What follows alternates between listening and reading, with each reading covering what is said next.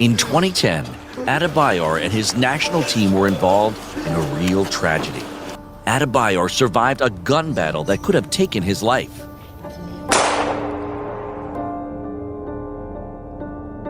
I got the press officer in my hand today to his last respiration, and he passed away in my hand. So you can imagine it's very difficult.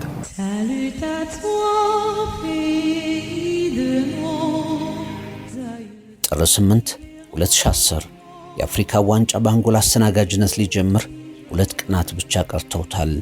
በውድድሩ ከሚካፈሉ ብሔራዊ ቡድኖች መካከል አንዱ የቶጎ ብሔራዊ ቡድን ነው። ከ2 ዓመታት በፊት ቡድኑ ለአፍሪካ ዋንጫ ላለፈም ነበርና አሁን በተሳትፎ በደስታ በአፍሪካ ታላቅ እግር ኳስ ውድድር ላይ ለመካፈል በጥሩ አቋምና ዝግጅት ላይ ይገኛል። የቶጎ ብሔራዊ ቡድን ከጋና፣ ኮትዲቯርና ቡርኪና ፋሶ ጋር በምድብ 2 ተደልድሏል። የምድብ ጨዋታዎችን ወደሚያከናውንባት የአንጎላ ግዛት ካቢንዳ የሚያቀናበት ቀን ደርሷል። ኢማኑኤል አዴባዮርን ጨምሮ ቶጎን የሚወክለው ቡድን በቶጎ ሙዚቃ ታጅቦ ተፈጥሮዋ በሚያጓጓው የአንጎላ ግዛት ካቢንዳ ጉዞ ጀምሯል። ይሄ ታሪክ የአፍሪካ ዋንጫ ላይ አልፎ አልፎም ቢሆን ተከስተው ጥቁር ጠባሳ ካሳረፉ የእግር ኳስ ታሪኮች መካከል አንዱ ነው። በምዕራብ አትላንቲክ ውቅያኖስ በሰሜን ሪፐብሊክ ኮንጎ በሚያዋስናት የአንጎላ ካቢንዳ ግዛት የአፍሪካ ዋንጫ የምድብ 2 ፍልሚያ ይከናወናል። እቅዱ እንደዚያ ነው።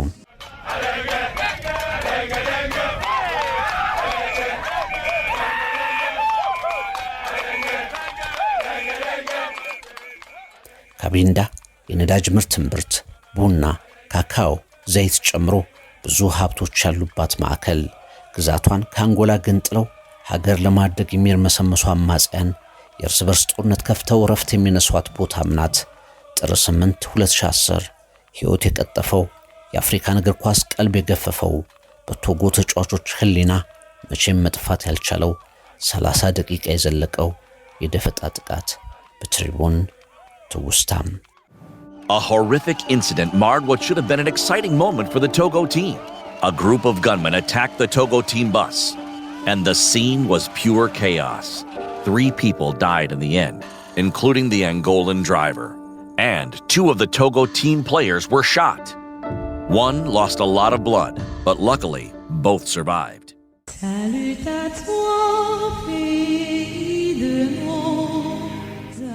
የቶጎ ብሔራዊ ቡድን ከአፍሪካ ዋንጫ አስቀድሞ ዝግጅቱን የምድብ ጨዋታ ከሚያደርግባት ካቢንዳ ግዛት 100 ሜትር ርቀት በኖር ሪፐብሊክ ኮንጎ እያደረገ ቆየ።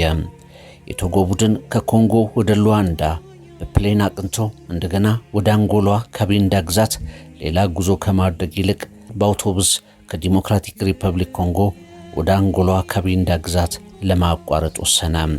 ከጉዞ 1 ቀን በፊት ተጫዋቾች እጅግ የተዝናኑበት ምሽትን አሳልፈዋል። በጉዞ ላይ ዳንስ፣ ሳቅ፣ ቀልድ፣ ቁም ነገር፣ የተለያየ ትዕይንት ይታያል። ከኮንጎ ወጥተው ወደ አንጎላ ግዛት ሲገቡ የአንጎላ የጸጥታ ኃይል የቶጎ ብሔራዊ ቡድንን ተቀብሎ ከፊትና ከኋላ እያጀበ ጉዞ ወደ ካቢንዳ ሆነ።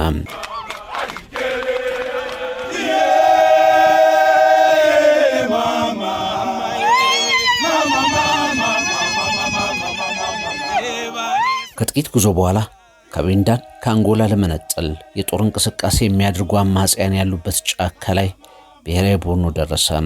መልክዓ ምድሩን እያደነቁ ከመጓዝ ውጪ የቶጎ ብሔራዊ ቡድን ተጫዋቾች እንደ ዘላለም የረዘሙ 30 አስጨናቂ ደቂቃዎችን የፈጀ የድፈጣ ተኩስ ከካቢንዳ ግዛት ጫካ እንደሚነሳ አልጠበቁም። In 2010, Adebayor and his national team were involved in a real tragedy. Adebayor survived a gun battle that could have taken his life.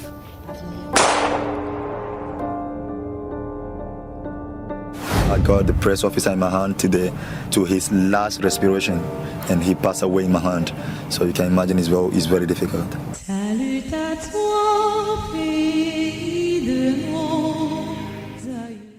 በወቅቱ የብሔራዊ ቡድኑ አማካይ የነበረው ጁኒየር ሲናያ ክስተቱን እንዲህ ያስታውሰዋል። የአንጎላ ግዛትን ከረገጥንበት ቅጽበት ጀምሮ በጣም በደስታ ስሜት ውስጥ ነበርን። አንዳንዶቻችን ሙዚቃ እየሰማን ነው፣ አንዳንዶቻችን እርስ በርስ እየተበሻሸቅን ነበር፣ ቀሪዎቻችን ደግሞ በመንገዱ ተመስጠናል። ድንገት ከጫካው ተኩስ ሰማን፣ ሁላችንም ሳቅን። አንዳንዶቻችን በደነገጡ ጓደኞቻችን ላይ ማሾፍን። ግን ነገሩ ያልተጠበቀ መልክ ያዘ። ስታኒስላስ ኦኮሎ ሚዲያን የወከለው የቡድናችን አባል የቪዲዮ ምስል ሊያስቀር ከመቀመጫው ተነሳ። በጥይት ተመቶ መሃላችን ላይ ወደቀ። ከዚያ የተከተለውን መናገር ማስታወስ ይከብደኛል አለም። On a été attaqué des deux côtés, oui. Donc, pourtant, la police... We were attacked on both sides. The police were escorting us with cars at the front and at the back of the bus.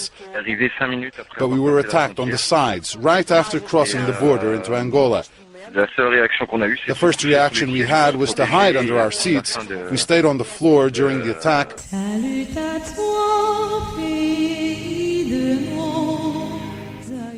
ኮጂቬ ኦቢላሌ የቡድኑ ግብ ጠባቂ ነበር።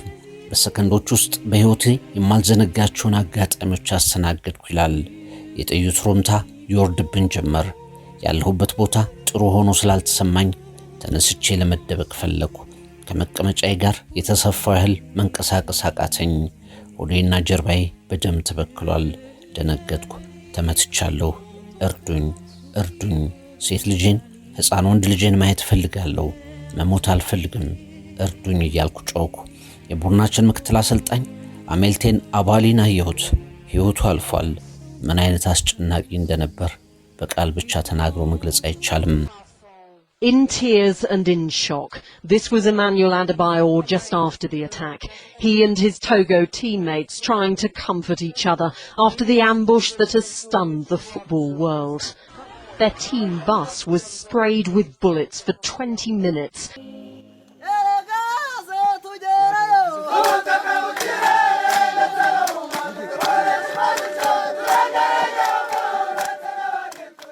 ኢማኑኤል አዴባዮር የወቅቱ የአገሪቱ ብቻ ሳይሆን በአውሮፓም ተጽዕኖ ፈጣሪ ኮከብ ነበር። ምንም ጉዳት አልደረሰበትም። ግን አውቶቡሳችሁ ቆሞ ያለማቋረጥ ለ30 ደቂቃ ያህል ጥይት ሲዘንብባችሁ ምን እንደምትሆኑ ራሳችሁ አስቡት። ቆሜ ይሄንን ለመናገር የበቃሁት በፈጣሪ በተፈቀደልኝ ጠባብ መትረፍ ዕድል ብቻ ነው።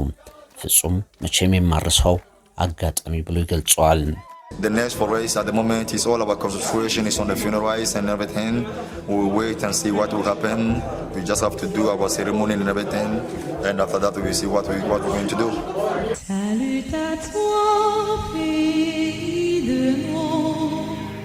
ራሱን ኤፍኤልሲ እያለ የሚጠራው ቡድን መሪ ሚኒንጋስ በካቢንዳ ስታዲዮ ናሲዮናል ዶቺያዜ ለእግር ኳስ ተልዕኮ ሀገር አቋርጦ የመጣውን ቡድን ጥቃት የፈጸምንበት እኛ ነን አለ። የአውቶቡሱ ሹፌር፣ ምክትል የብሔራዊ ቡድኑ አሰልጣኝ፣ የሚዲያ አታሼው ሕይወታቸው አለፈ። በርካቶች ከባድና ቀላል ጉዳት አስተናገዱ። 30 ደቂቃ የፈጀ ተኩስ ልውውጥ ተደረገ። ቡድኑን ያጀቡ 10 የአንጎላ የጸጥታ ኃይል አባላት አማጽያኑ ወደ አውቶቡሱ እንዳይጠጉና ጉዳቱ የከፋ እንዳይሆን የሞት የሽረት ተጋድሎ አደረጉ። ያም ሆኖ ሕይወታቸው ካለፉት 3 የቡድኑ አባላት በተጨማሪ የእግር ኳስ ፌዴሬሽኑን ምክትል ፕሬዝዳንት ጨምሮ 7 ተጨማሪ ቡድን አባላት በተኩስ ልውውጡ ጉዳት ደረሰባቸው። With 48 hours before kick-off, the African Nations Cup is now in turmoil. Togo is scheduled to play Ghana on Monday, but some of the players now say they want to fly home.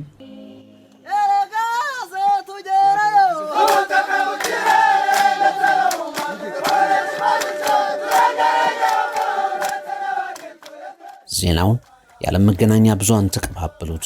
ወትሮም ትንሽ ክፍተት አይተው የአፍሪካን ሁለንተናዊ ገጽታ ለማጣጣል የሚሯሯጡ የምዕራብ ዓለም መገናኛ ብዙሃን ድርጊቱን የተለየ ገጽታ ሰጡት። ውድድሩን ጥለው አፍሪካውያን ሀገራት ከአንጎላ መውጣት አለባቸውም አሉ። የቶጎ ብሔራዊ ቡድን ሐሳብ ለሁለት ተከፈለ።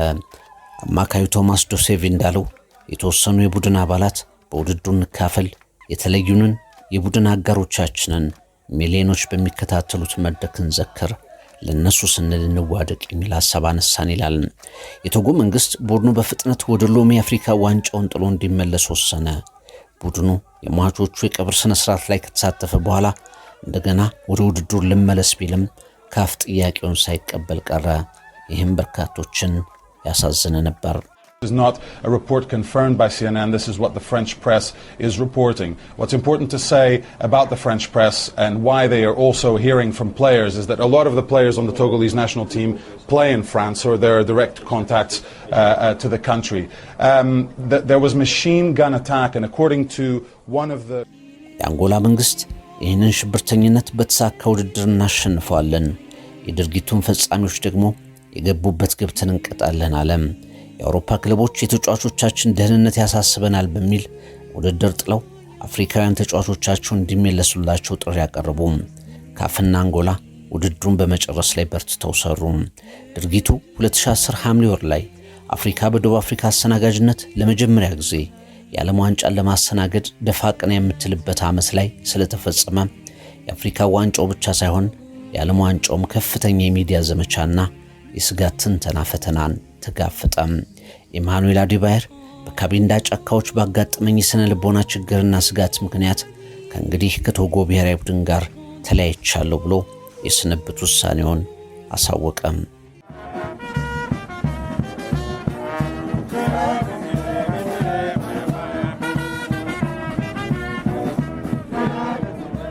ውድድሩ ሲጠናቀቅ ግብጽ ጋናን አሸንፋ ለሰባተኛ ጊዜ የአፍሪካ ሻምፒዮን ሆነች።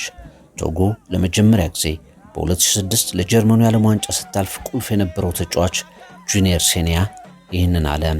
ከዚያ ቅጽበት በኋላ እግር ኳስን ለመጫወት አንዳች ምክንያት ማሰብ አልቻልኩም። በ25 ዓመቴ ጫማዬን ሰቀልኩ። የደረሰብን የሥነ ልቦና ጉዳት ብዙዎቻችንን ከምንወደው ሙያ ጋር አቆራረጠም። ከዓመታት በኋላ አሁን ለማሰልጠን እየተማርኩ እገኛለሁ። ጥር 8 2010 ሕይወት የቀጠፈው የአፍሪካን እግር ኳስ ቀልብ የገፈፈው የአፍሪካ እግር ኳስን መቼም የማይዘነጋው 30 ደቂቃ የዘለቀው የደፈጣ ጥቃት ቶጎ ብሔራዊ ቡድን በአንጎላ ትሬቦን ትውስታ